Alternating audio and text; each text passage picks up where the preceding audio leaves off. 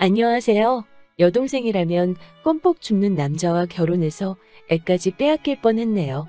저는 결혼한 지 3년차 30대 주부예요. 남편과 저는 요리교실에서 만났어요. 남편은 요리 강사였고 저는 수강생이었지요. 수강생들을 대하는 상냥하고 자상한 남편에게 반한 제가 먼저 사귀자고 문자를 보냈고 그렇게 우리는 연인이 되었지요. 경제적으로 여유 있는 집안에서 외동으로 자란 저는 어느 하나 부족함 없이 누리며 자랐어요. 하지만 형제나 자매가 있는 친구들은 많이 부럽더라고요. 특히 언니나 오빠가 있는 친구들 말이죠. 한 번은 제가 초등학교 4학년 때였어요. 전학 온 지 얼마 안 돼서 아는 사람도 별로 없었는데 같은 반 친구 한 명이 저를 처음부터 굉장히 싫어하더라고요. 지금도 왜 그랬는지 이유를 모르겠네요. 아무튼 결국 하루는 교실에서 그 여자애와 제가 시비가 붙었는데 그 이야기를 들은 그 여자애의 오빠가 바로 저를 찾으러 교실로 왔더라고요. 부럽기도 하고 무섭기도 했던 그 마음이 지금도 생생하게 느껴지네요. 나에게도 나를 지켜주기 위해 발벗고 나서주는 오빠가 있으면 좋겠다는 생각을 했어요.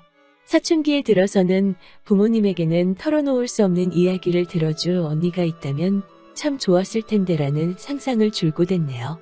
저와는 달리 남편은 경제적으로 힘들게 살았다고 하더라고요.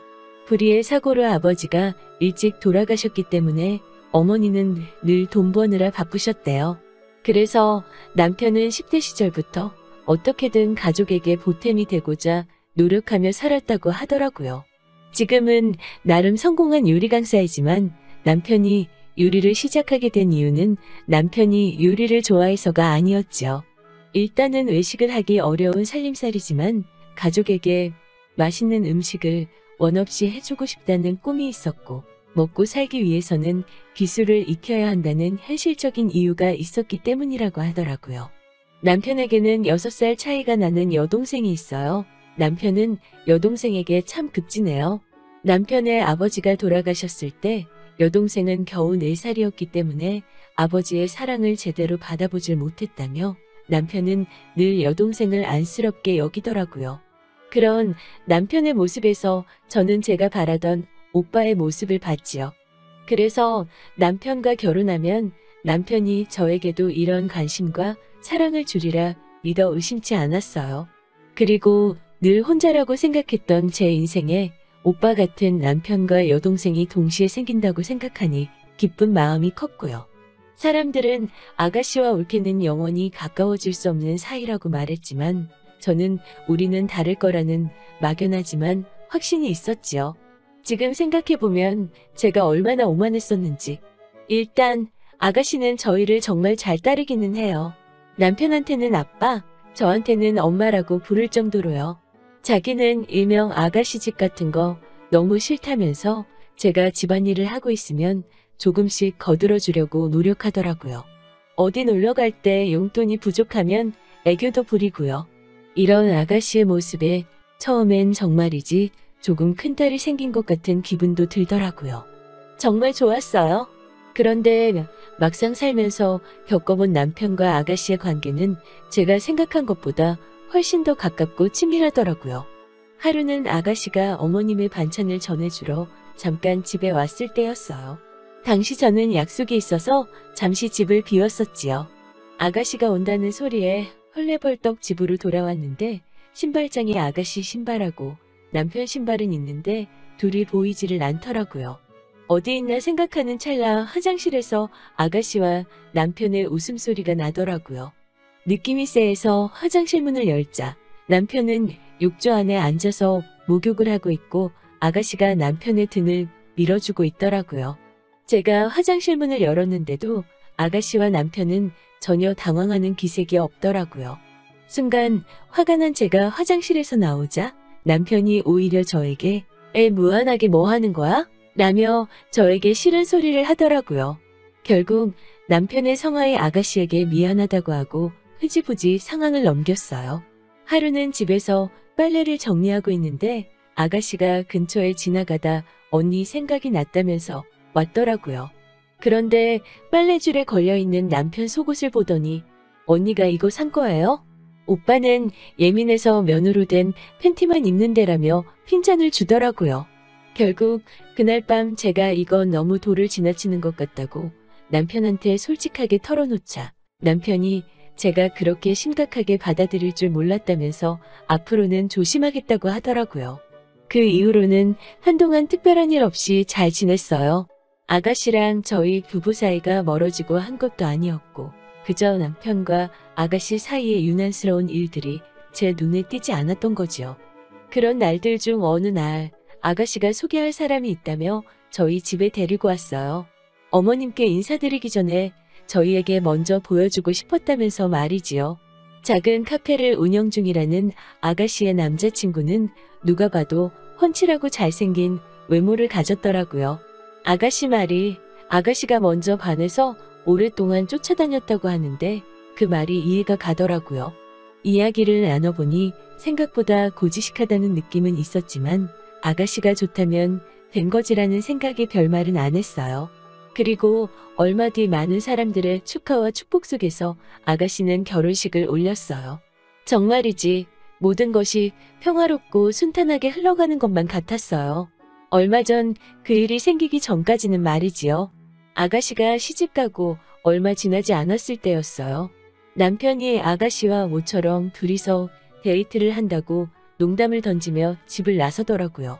제가 남편과 연애할 때부터 아가씨는 걱정이나 고민거리는 오빠인 제 남편과 단둘이 이야기를 하는 편이었기 때문에 저도 그러라 했지요.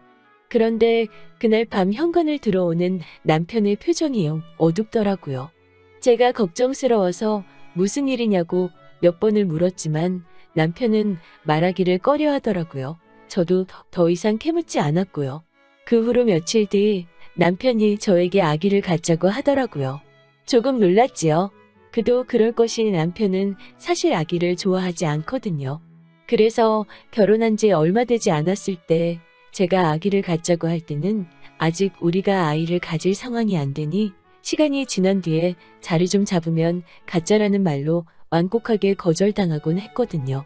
얼떨떨한 상황에서 이튿날이 되자 이제 어머님까지 나서서 갑자기 아기는 언제 가질 예정이냐고 물어보시더라고요. 막연하게 딸까지 시집 가니까 적적하신가 보다 라는 생각이 들더라고요. 그리곤 그날 점심 무렵 어머님이 집에 오셨어요. 반찬 좀 주러 왔다는 어머님 손에는 웬 한약이 들려있더라고요. 남편 주려고 가져오셨나 생각했는데 어머님은 저 주려고 지어오셨다면서 몸이 따뜻해지고 순환이 잘 되는 약이니 오늘부터 잊지 말고 하루에 2포씩 꼭 마시라고 신신당부를 하시더라고요. 그리고 두어 달이 지났을 무렵 아무리 기다려도 생리가 시작되질 않아서 걱정스러운 마음이 들더라고요. 처음에는 회사 생활 때문에 내가 스트레스를 많이 받아서 그런가라는 생각도 들었지만 한편으로는 혹시나 하는 마음이 들어서 남편에게는 알리지 않고 임신 테스트를 해봤지요. 그런데 세상에 2줄이 나오더라고요. 곧바로 남편에게 전화해 이 소식을 알렸어요. 꽃다발과 케이크를 사들고 퇴근한 남편은 제 손을 꼭 잡고 정말 고맙고 미안하다고 하더라고요. 뭐가 미안한지는 알 수 없었지만 말이죠. 제 임신 소식을 알게 되신 어머님은 저를 몹시도 칭찬하시면서 극진하게 저를 대우해 주셨어요. 몸에 좋다는 음식은 어떻게든 구해다 먹게 하시고 손발이 따뜻해야 한다면서 어머님이 직접 족욕도 준비해 주시고 반찬이며 뭐며 다 제 입맛에 맞게 준비해 주셨어요. 게다가 이런 걸 겹경사라고 하나요? 제가 임신한 무렵 아가씨도 임신 소식을 전해왔어요. 어느덧 시간이 흘러 10달을 조금 덜 채운 어느 날 극심한 산통을 느낀 저는 바로 병원으로 실려갔어요. 그리고 그날 저는 공주님을 출산했지요. 그런데 저희 친정엄마가 나중에 말씀해 주시기를 간호사가 제가 딸을 낳았다고 말하자마자 시댁 부모님은 큰 한숨을 내쉬더랍니다. 게다가 불행하게도 아가씨는 출산 중 아기가 세상을 떠났다고 하더라고요. 뭐라 위로할 길이 없었지요. 예쁜 딸아이를 품에 안았지만 아가씨의 소식에 저는 마음껏 기뻐할 수가 없더라고요. 산후조리가 끝나고 집으로 돌아온 지 며칠 지났을 무렵 아가씨가 잠깐 집에 왔어요. 제가 딸아이 기저귀를 갈고 있는데 아가씨가 물끄러미 제 딸을 쳐다보다가 손가락을 가져다 대며 기왕 나오는 거 그거 하나만 달고 나오지 라고 말하는 거예요. 그 광경을 본 순간 어이가 없고 확 그 손가락을 비틀어버리고 싶더라고요. 하지만 아기를 잃은 여자가 제정신이겠냐 싶은 마음도 들어서 그냥 실언이려니 하고 말았어요. 그런데 출산 후 한 달도 채 지나지 않았을 무렵 어머님께서 제 눈치를 살피시는 듯 하더니 둘째는 언제 가질 거냐고 물어보시는 거예요. 저는 조심스럽게 한 2년 정도 후가 어떨까 생각하고 있다고 했지요. 그러자 순간 어머님 얼굴에 실망한 기색이 역력하더라고요. 하지만 제 계획과 달리 출산 후 8개월이 지났을 무렵 저는 둘째를 가졌어요. 수유 중에는 자연 피임이 될 거라고 생각하고 피임을 따로 하지 않은 게 실수였지요. 저는 걱정이 이만저만이 아니었지만 남편과 어머님은 몹시도 기뻐하시더라고요. 게다가 신기하게도 아가씨도 저와 비슷한 시기에 또다시 임신을 한 거예요. 하루가 멀다 하고 저를 챙기기 위해 찾아오시는 어머님께 저는 괜찮으니 아가씨를 돌보시라고 했지만 왠지 모를 표정으로 너가 잘해야 걔도 편해진다는 알 수 없는 말씀만 하시더라고요. 그리고 그렇게 또 둘째를 낳았어요. 남편이 바라던 아들이더라고요. 첫째 때도 많은 축하를 받았지만 이번에는 유난히 어머님과 남편이 기뻐하더라고요. 그러면서 아가씨도 몇 시간 전에 출산을 했다며 아들이라고 하더라고요. 참 신기했어요. 비슷한 시기에 임신해서 같은 날 출산이라니 이런 우연이 어디에 있고 이번에야말로 정말이지 겹경사였지요. 덕분에 첫째 때보다 더 마음 편하게 출산의 기쁨을 누릴 수 있었어요. 제 이야기가 여기서 끝이었다면 얼마나 좋았을까요? 저는 남편과 어머님께 이 제안을 받고서 충격에 쓰러질 뻔했지요. 산후조리원에서 3주간의 시간을 보내고 돌아왔어요. 아이를 낳는 동안 딸아이는 친정에서 돌봐주고 계셨지요. 저녁 식사를 마치고 거실에 모여 앉았는데 갑자기 남편과 어머님은 저에게 할 말이 있다며 꼭 들어줬으면 좋겠다고 이야기를 시작하더라고요. 저는 무슨 이야기인데 그러시냐고 말씀해 보시라고 하였지요. 남편은 저에게 머뭇거리면서도 용건만 얘기하겠다 하더라고요. 상상조차 할 수 없었던 충격적인 남편의 부탁은 바로 제 아들을 아가씨에게 주자는 거예요. 어머님, 그게 무슨 소리세요? 누구를 누구한테 줘요? 아니, 애가 물건도 아니고 뭘 주고 말고를 해요? 그리고 아가씨도 아들 낳았다고 하셨잖아요. 라고 하자 너가 낳았으니까 너가 주면 걔 아들 아니겠니? 마음으로 낳은 자식도 자식이라잖니? 라며 말도 안 되는 말씀을 하시더라고요. 제가 도대체 무슨 이야기인지 못 알아듣겠다 하자 남편이 신우가 이제껏 제가 임신할 때마다 임신한 척하며 시간을 번 거라며 신우는 애를 못 낳는다고. 그런데 신우의 시댁은 손이 귀한 집안이라 대를 이을 아들을 원한다는 거예요. 그렇다고 내 애를 어떻게 줘? 말도 안 되는 소리 하지 마. 라고 하자 남한테 주는 것도 아니고 가족한테 주는 건데 가족끼리 어려울 때 돕고 살아야 하지 않겠냐고 하는 거예요. 저는 무슨 소린지 모르겠다며 절대로 못 준다고 다시는 그런 말 하지 말라고 소리를 질렀어요. 그러자 남편이 그럼 내 동생 그 집에서 쫓겨난다고 어린아이처럼 엉엉 울면서 바닥을 구르는데 그 꼴을 봐줄 수가 없더라고요. 내가 결혼한 사람이 이런 사람이었나? 그렇게 내가 부러워하던 우애라는 게 결국 이런 거였나? 라는 별별 생각이 다 들더라고요. 저는 아니 그러면 차라리 돈 주고 대리모를 쓰지 굳이 왜 내 애를 탐내냐고 물었지요. 그러자 남편 말이 여동생이 피 한 방울 안 섞인 남은 싫고 그래도 오빠의 자식이면 자기랑도 피가 섞였으니까 받아들이기 쉬울 것 같다고 하더라는 거예요. 남편은 그 와중에 뚫린 입이라고 저에 대한 사랑은 진심이라며 한 번만 자기 동생을 도와달라고 말하더군요. 그 말을 정말로 믿고 싶었어요. 하지만 저에 대한 남편의 사랑이 진심일지라도 동생에 대한 사랑보다는 못하다는 걸 뼈저리게 느낀 저로서는 더 이상 그런 개소리를 듣고 있을 이유가 없었지요.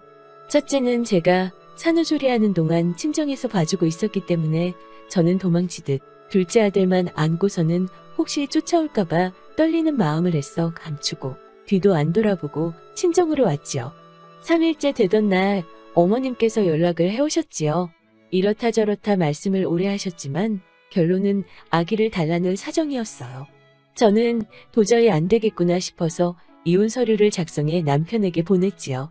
아버지로서의 책임을 유기한 죄를 묻겠다고 했어요. 변호사 말로는 위자료랑 양육비랑 양육권 다 받을 수 있을 거라고 하더라고요. 소송은 시작했지만 그럼에도 불구하고 계속해서 왠지 억울한 생각이 들더라고요. 하지만 제가 할 수 있는 게 많이 없었어요. 결국 애들의 아빠이고 가진 것도 없는 집인 건 누구보다 제가 잘 아니깐요. 그런데 정말 인생은 알 수가 없어요. 인과응보라는 말처럼 사람은 착하게 살아야 해요. 얼마 전 우연히 아가씨의 소식을 듣게 되었어요. 그렇게 지키려고 하던 아가씨의 결혼 생활은 결국 파토가 나고 말았지요. 아가씨가 임신한 척 한 걸 들킬까봐 그동안 아주버님이랑 잠자리하는 걸 피했나 봐요. 넘치는 힘과 욕구를 주체하지 못한 아주버님이 결국 홧김에 몇 번 다른 여자를 안았는데 그 여자가 떡하니 아들을 낳았다고 하더라고요. 손이 귀한 집이라 비록 여자는 마음에 안 들어도 손주를 버리지를 못한 거지요. 그런데 아주버님의 상간녀가 자기는 처분 안 한다면서 백제라는 식으로 버텼나 봐요. 결국 아가씨 시댁에서 이혼하라고 하도 몰아붙여서 결국 맨몸으로 쫓겨나듯 강제 이혼을 당할 판인가 봐요. 칠거지 아기라나 뭐라나요. 뭐 이제 저랑은 상관없는 이야기지요. 저는 이제 자식들 데리고 새 인생을 시작해 보려고 해요. 비록 오빠도 언니도 없지만 저에게는 사랑하는 친정 부모님과 누구보다도 소중한 아이들이 있으니까 더는 외롭지 않아요. 들어주셔서 정말 감사드려요. 좋은 하루 되시고요. 감사합니다.